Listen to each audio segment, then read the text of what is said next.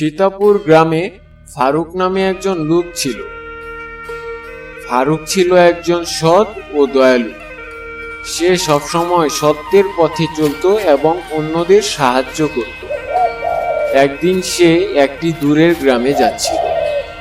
পথের মধ্যে সে একটি বৃদ্ধ লোককে দেখতে পেল। বৃদ্ধ লোকটি রাস্তার পাশে মন খারাপ করে বসেছিল। ফারুক তাকে দেখতে পেল।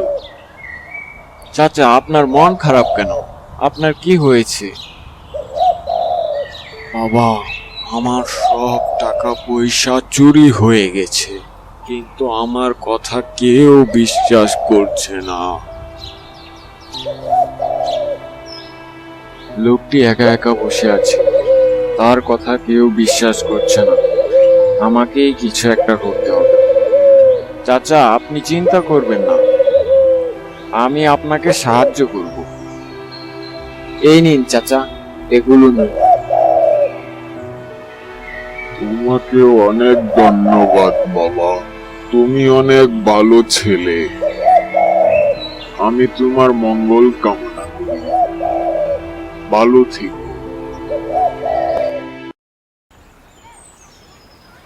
একদিন সকালে ফারুক বাজারে ছিল।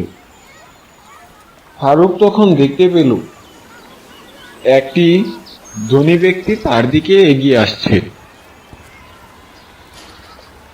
আমি কি আপনার নামটি জানতে পারি?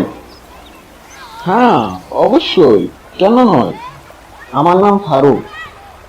আপনি কালকে যে বৃদ্ধ লোকটিকে সাহায্য করেছিলেন, সেই লোকটি হচ্ছে আমার বাবা। আপনি খুব ভালো মানুষ, তাই আপনাকে আমি কিছু উপহার দিতে চাই। না না, উপহার কেন দিবেন? এটা তো আমার কর্তব্য।